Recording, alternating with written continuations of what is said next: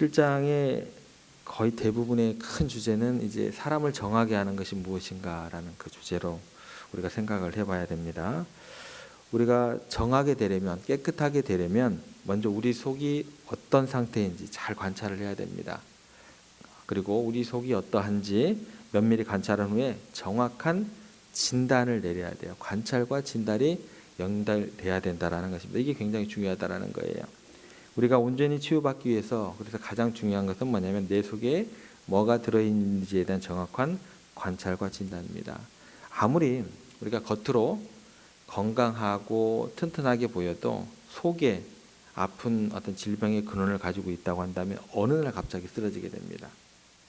마찬가지로 우리가 어떤 거룩한 모습을 취하고 위장을 해도 우리의 속이 더럽고 악한 것들로 가득하게 되면 속에서부터 무너지게 되고 결국 우리 가운데 성령님은 거주하지 못하게 되시고 우리는 소망을 잃어버리는 어떤 그런 모습을 취할 수밖에 없다는 것입니다.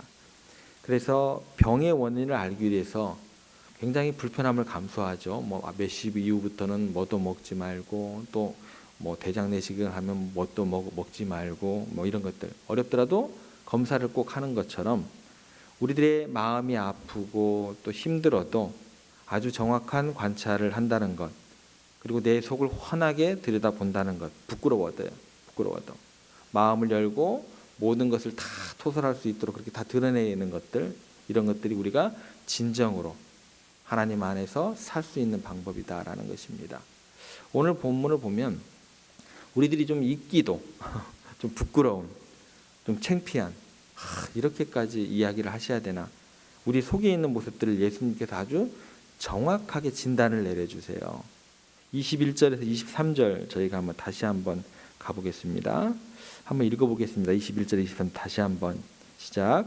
속에서 곧 사람의 마음에서 나오는 것은 악한 생각, 곧 음란과 도둑질과 살인과 간음과 탐욕과 악독과 속임과 음탕과 질투와 비방과 교만과 우매함이니 이 모든 악한 것이 다 속에서 나와서 사람을 더럽게 하느니라.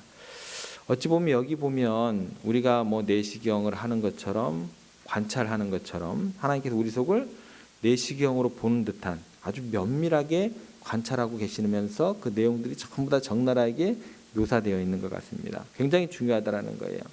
여러분 위내시경 또 대장 내시경 받아보셨잖아요. 괴롭죠. 받기 싫죠. 준비하는 과정도 어렵고 뭔가 내 속으로 기계가 들어간다는 것 힘들고 견디기 힘들고 어려운 일입니다. 그런데도 그걸 해야 되는 이유는 속에 뭐가 있는지 모르기 때문에 의사 선생님들도 모르죠. 더구나 저희들은 모르죠. 그것을 정확하게 보고 진단을 내려주는 게 굉장히 소중하다라는 것입니다. 중요하다라는 거예요. 기독교도 마찬가지입니다. 이 일 자체를요 서슴없이 하셔야 돼요. 저도 마찬가지고 여러분들도 마찬가지고 매일 하나님 앞에 임마누엘이라는 것은 뭐냐면 내가 하나님 앞에 서서 있는 존재예요. 내가 여러분 앞에 서서 있는 존재가 아니에요. 여러분이 제 앞에 서 있는 존재들이 아니에요. 여러분들은 저는 하나님 앞에 서 있는 존재예요. 면밀하게 서슴없이 하나님 앞에 서 있는 사람으로서 임마누엘 되신 하나님과 동행하는 그런 사람들이다라는 것입니다. 성경에서 그래서 이것에 대해서 아주 적나라하게 우리들에게 드러내고 있습니다. 성경에 나온 모든 인물들은요 그 죄성에 대해서 아주 철저하게 파헤쳐지고 드러내져서 치유되는 그런 일이 먼저 선행이 되더라라는 것입니다. 조금 이따 좀 살펴드릴게요. 지금 예수님께서 오늘 본문에 보시면 다른 사람이 아닌 우리 속에 무엇이 있는지에 대해서 이야기를 하는 장면이다라는 것입니다. 다시 말해서 이야기하는 대상이 뭐예요? 모든 사람들이다라는 거예요. 이 7장이 재밌는 게 뭐냐면 똑같은 얘기가 진행되는데 이게 대상이 달라진다고 말씀을 드렸습니다. 처음에는 누구로부터 이 이야기가 시작된다고요? 바리새인과 서기관들. 이 사람들하고 이야기가 진행되다가 대상이 누구로 바뀌어요? 무리들로 바뀌어요. 지금 어디에 와 있어요? 제자들로 와 있어요. 똑같은 이야기가 아닙니다. 대상이 틀려요. 똑같은 이야기 같은데 대상이 다 틀려요. 그런데요. 지금 제자들에게 이야기를 하면서 이야기하는 대상들을 어떤 사람들을 두고 이야기를 하는가 20절 한번 가보세요. 함께 읽습니다. 시작. 또 이르시되 사람에게서 나오는 그것이 사람을 더럽게 하느니라. 여기 보시면 원래대로 하면 대상이 제자들하고 이야기를 하고 있으니까 뭐라고 얘기를 해야 돼요? 제자들에게 나오는 것이, 아니면 그 원인을 제공했던 누구예요? 바리새인과 서기관들에게 나오는 것이, 이렇게 이야기를 해야 돼요. 그죠? 근데 어떻게 얘기하냐면 바리새인과 서기관들에게 더러운 것들이 나온다는 표현이 아닙니다. 또는 장로들과 제사장들과 종교적인 지도자에게 나온다는 얘기가 아닙니다. 또는 세리와 죄인들에게 나온다고, 사람을 더럽게 하는 것이 나온다고 이야기하지 않습니다. 뭐라고 얘기를 해요? 예수님께서 사람이에요. 사람. 그냥 사람이에요. 사람. 그러니까 사람은 누구나, 저나 여러분이나 누구나 다 이런 죄성을 간직하고 있고, 속에 이 암적인 요소들, 인생을 파괴하는 요소들이 누구나 다 있다라는 거예요. 그러면서 뭐라고 이야기를 하시냐면 21절에 가시면 앞부분에 속에서 곧 사람의 마음에서 나오는 것은 악한 생각이라는 거예요. 악한 생각. 그러니까 그 시작이 뭐예요? 더러운 것의 시작은 악한 생각이다라는 거예요. 악한 생각. 그리고 그 악한 생각에서 더욱더 구체적으로 파생되어 나오지는 게 뭐예요? 그 뒤에 이만한 것들이 있다라는 거예요. 더 있다는 이야기가 되겠죠. 악한 생각으로부터. 그 악한 생각에는 음란과 도둑질과 살인과 관음과 탐욕과 악독과 속임과 음탕과 질투와 비방과 교만과 우매함이, 이게 다가 아니겠죠. 이런 것들이 우리 속에 지금 가득 들어 있다라는 것입니다. 누구에게요? 바리새인과 서기관들에게, 그때 당시 종교 지도자들에게, 아니 그때 당시에 더럽고 막 가진 것도 없고 배운 것도 없는 창기와 세리들에게? 아니요. 사람들에게, 모든 사람들에게. 그리고 이것이 해결이 안 되고 완전히 제거가 되지 않으면 언제 무슨 일이 저질지 몰라요. 결국 이 남아있는 요소들, 악한 생각으로부터 기인한 남아있는 요소들이 우리를 얼마나 더 큰 악으로 빠뜨릴지 모르고 우리 속에 있는 것들을 파괴시킬지 모른다라는 것입니다. 그래서 이것들을 어떻게 제거하느냐, 이것들을 정하게 하는 길이 뭘까? 이것을 우리가 깨닫기 위해서 그 앞에 관찰, 진단, 너무나 중요하다라는 거예요. 사실 우리 인류가 굉장한 문명의 발전, 과학의 발전으로 훌륭해지고 세련되어지고 막 문명인 하면 막 굉장히 훌륭한 것 같고 그런 생각을 하게 됩니다.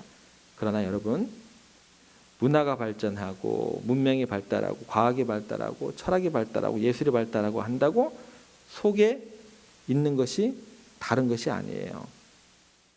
아프리카에서 힘들게 하루하루를 연명해가는 사람들이나 아니면 미국이나 독일이나 영국이나 우리나라처럼 이런 데 있는 사람들이나 속 자체는요 다른 게 아니라는 거예요. 아무리 겉이 화려하고 멋있고 예의범절이 있고 좋은 옷을 입고 좋은 집에 살아도 속이 치유를 받지 못하면 극단적인 죄악을 저지르게 되는데, 오히려요 우리가 가진 것 가지고, 가진 힘 가지고, 누리는 것 가지고, 그 많은 돈 가지고 과학과 문명과 철학, 이 모든 것이 발달하면 발달할수록 더 큰 죄악을 양산하게 된다라는 거예요. 예를 들어서 20세기에서 정말 인간의 죄성을 너무나 가장 극명하게 나타내는 게 뭐예요? 홀로코스트입니다. 1, 2차 세계대전을 일으키면서 일본뿐만 아니라 독일뿐만 아니라 그 당시 1차 세계대전을 일으키기 전에 독일의 모습은요 전 세계적으로 최고봉입니다. 음악, 소설, 여러분이 알고 있는 사상가들 전부 다 그 나라 출신입니다. 신학도요 그때 당시에 독일 신학이요 최고봉입니다. 미국으로 넘어가게 되네요. 신학에서 최고봉이었습니다. 하나님을 공부하는 것에 대해서 최고봉이 독일이었습니다. 과학적으로 말할 것도 없죠. 과학적인 발달이라는 그 다른 나라에 비할 수도 없는 어떤, 그렇기 때문에 전 세계를 상대로 그렇게 전쟁을 일으킨 거 아니에요. 그런데 그렇게 발달한 곳에서 엄청난 범죄가 진행이 됩니다. 왜냐하면 그 속에 뭐가 있기 때문에,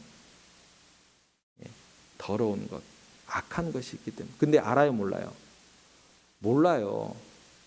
자기들이 악하다는 것을 몰라요. 그러니까 어떻게 돼요? 막 그 악한 것들이 막 파생이 되는 거죠. 근데 그 사람들이 악한 생각 자체를 모르기 때문에 그 사람들 생각에는 어떻게 생각을 하게 되냐면, 야, 우리나라가 말이야 세계를 위해서, 인류를 위해서 뭔가 기여한다고 생각을 하는 거예요. 그러면서 그 일을 서슴없이 진행을 하는 거예요. 예를 들어서 가장 문제가 됐던 게 뭐죠? 인종 청소입니다. 청소한다라고 얘기를 해요. 있을 수도 없는 얘기예요. 악한 생각 자체가 이렇게 무섭게 그 속에서 진행이 되면 이렇게 된다라는 거예요. 자기들은요 몰라요. 우리는 인종을 청소하는 거래요. 인류를 위해서. 인류의 나쁜 것, 악한 뿌리를 뽑아야 된다는 생각으로 인종 청소를 하기 시작한 거예요. 독일에서 그렇게 큰 악을 정의 저지르게 된다는 거예요. 일본도 뭐 마찬가지죠. 똑같습니다. 여러분 우리들은요. 우리 자신들이 아무리 종교적인 행위를 통해서 위선으로 가려도 속에 있는 것, 주님께서 보여주시는 이것들을 제거하고 치유받고 해결받지 않으면 결국 인간은 겉으로는 깨끗하고 온전하게 사는 것 같고 헌신하는 것 같고도 어느 순간 무너지게 되더라는 거예요. 여러분 혹시 고마리라는 식물 아시나요? 고마리. 예. 저도 읽은 건데 우리나라 이렇게 또랑 같은데 또랑 맞죠? 약간 작은 하천 같은데 예. 저는 어렸을 때 또랑이라고 했는데 예. 이런 데 가면은 이제 10월 정도에 흰색이나 분홍색으로 이렇게 작은 꽃을 피우는 식물입니다. 예. 조그만 것들이 막 몰려서 이제 군락으로 해서 피우는 건데 아주 흔한 식물입니다. 1년생이라고 해요. 그리고 왕성하게 이제 발달된 뿌리를 갖고 있다고 합니다. 근데 이 고마리가요. 뿌리가 자기 몸집보다 한 3배 내지 4배 정도의 이렇게 땅으로 뿌리를 내린다고 합니다. 하천 주변에 이렇게 쫙 이렇게 뿌리를 내린다고 해요.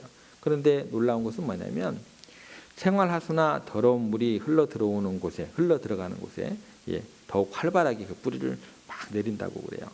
그리고 신기하게도 아무리 물이 더러워도 고마리가 있는 그 뿌리가 있는 곳을 지나가게 되면 하천의 오염의 주범인 뭐 축산 폐수라든지 그런 것들이 고마리에 있는 뿌리를 지나가면 일급수로 바뀐대요. 그러니까 고마리가 피어 있는 곳은 신기하게 상류보다도 하류가 더 물이 맑아지는 그런 놀라운 정화 능력이 있다라고 이야기를 합니다. 마치 우리 속에도 이런 고마리 같이 정화 기능을 할 수 있는 뿌리와 같이 그 뭔가가 우리의 내면 깊은 곳에 있다면 우리도 좀 정하게 되지 않을까라는 생각을 해보게 됩니다. 이 이야기를 읽고 저는 이렇게 기도를 해봤어요. 하나님 제게 저런 정화 기능이 있었으면 좀 좋겠습니다. 제 속에 있는 것들이 그걸로 인해서 깨끗해졌으면 좋겠습니다. 하나님께서 만들어 주시지 않으실까요? 예, 그거는 내일 살펴볼게요. 어찌됐건 성경에서는 끊임없이 하나님의 사람들이 쓰임 받을 때 아까 아침 앞에 말씀드렸던 것처럼 하나님의 일을 할 때 또 하나님의 백성들을 위대하게 만들 때 이 정화의 기간과 과정을 꼭 거치게 됩니다. 이 숫자가 거의 40일이라는 어떤 그 상징적인 단어와 함께 연결이 돼요. 40이라는 숫자와 함께. 예를 들어서 이스라엘 백성들이 애굽에 있을 때 그 노예의 근성, 그 죄성들, 그 무책임의 마음, 그 교만함, 이 노예의 떼들을 벗기기 위해서 광야에서 몇십 년 이들이 돌았죠? 네, 40년이요. 40년. 그 시간을 그 어떤 그 악의 악한 마음들을 정화하는 시간을 가졌어요. 그런데 문제는 뭐냐면 그런 훈련의 시간을 갖고 나서도 어떤 하나님의 훈련의 시간, 깨끗게 하는 정화의 시간을 갖고 나서 들여보내도 어떻게 해요? 또 그들은 어떻게 돼요? 타락을 하더라는 거예요. 네, 그렇게 되더라는 거예요. 모세가 시내산에서 10계명을 받기 전에 며칠 금식한 줄 아세요? 40일입니다. 40일. 그 순간 자체가 하나님 앞에 깨끗해지게 겸비해지게 만들어지는 그 정화의 시간이다. 상징적으로 나타나게 됩니다. 엘리야가 호렙산에서 며칠 금식 기도한 줄 아세요? 이쯤 되면 나오셔야 되는데 며칠이요? 예, 40일. 자기의 속을 깨끗하게 만들어서 더 위대한 하나님의 사람으로 거듭나는 어떤 그런 순간이다라는 거예요. 예수님 필요 없으시잖아요. 그죠? 예수님 필요 없으세요. 그 거룩하신 분이. 그런데 육신을 입고 오시고 난 다음에 하나님의 사역을 시작하기 전에 며칠 금식 기도하시죠? 40일. 다 필요하다는 거예요. 다 필요하다는 거예요. 예수님마저 그 시간과 그 마음과 그 하나님을 향한 집중하는 그 시간들을 가지셨다라는 거예요. 그럼 제가 뭔데? 여러분들이 뭔데? 모든 사람이다라는 것입니다. 이것이 뭘 의미하냐면 모든 인간은 하나님 앞에서 반드시 속에 있는 문제들을 해결해야 그때 비로소 뭐가 된다고요? 그때 하나님의 사람이 되는 것이고 그때 하나님의 일을 할 수 있다라는 거예요. 그 전까지는 뭐예요? 전부 다 내일이에요. 내일이에요. 다 인간적인 일이에요. 근데 이스라엘 백성은 40년 하고 난 다음에 가나안 들어가서 어떻게 됐다고요? 온전케 됐어요? 아니에요. 그만두는 순간 다시 범죄하고 타락했어요. 제가 아무리 목회를 한 40년 해요. 저희 아버지가 한 45년 하다 은퇴하셨나? 그리고 난 다음에 제가 한 40년 하고 은퇴한다고 해요. 그 순간 제가 주님 앞에서 더럽지 아니하리라는 보장이 있을까요? 저는 보장을 못한다라는 거예요. 마찬가지다라는 것입니다. 여러분, 이 속이 깨끗하지 않으면 절대로 하나님의 일을 할 수가 없는 거예요. 아무리 하나님을 일을 한다고 내가 막 뛰어다니고 그래도 그 속에 더러움이 그대로 드러나는 거예요. 간음과 시기와 질투와 음란한 생각들과 악한 마음들이 표출이 되면서 제가 뛰어다니면 뛰어다닐수록 우리 교회 제가 망치는 거예요. 제가 하나님 앞에 겸비하지 않는 순간은요. 그럼 차라리 안 뛰어다니는 게 낫죠. 그죠? 이를 조금 해놓고 전체를 무너뜨리는 것이 우리들의 모습이다라는 거예요. 여러분 정말 하나님 나라와 영광을 위해서 쓰임받기를 원하신다면 정말 우리 속 사람이 분명히 어떤 존재인가를 주님의 말씀으로 관찰하고 깨닫고 난 후에 그 속에 있는 것들을 깨끗하게 반드시 씻어내야만 합니다. 그래서 저는 새벽에 나오신 여러분들을 사랑합니다. 항상 주일 아침마다 그 시작을 말씀으로 관찰하고 깨닫고 부족한 그 모습 하나님께 올려드리고 또 마음의 소원 하나님께서 이것을 이루기 위해서 나를 바라보게 하시는구나 하나님을 그런 아침의 시작이 여러분들이기 때문에 속에 있는 것을 제거한다는 게 이게 보통 어려운 게 아니잖아요. 하지만 그보다 몇 배나 강한 그리스도 안에 있는 하나님의 능력은 사람들을 죄에서 구해내시며 우리의 가정과 교회를 통해서 이 땅을 또 여러분의 삶의 자리를 정화시켜 나가실 줄 믿습니다. 그런데 우리는 이 싸움을요 혼자 하는 것이 아니에요. 그래서 여러분들이 이 아침에 나오신 거잖아요. 십자가에 못 박히신 그리스도와 함께 해나가시기 위해서 나오신 거잖아요. 이는 단순히 인간적인 노력으로 이루어지는 것이 아닙니다. 오직 주님의 말씀으로 우리의 속사람을 관찰하고 깨닫고 성령의 도우심으로 죄와 허물을 씻어낼 수 있게 된다라는 것입니다. 말씀으로 우리의 속을 변화시키고 하나님 나라와 영광을 위해 쓰임받는 여러분들이 되시기를 주님의 이름으로 부탁을 드립니다.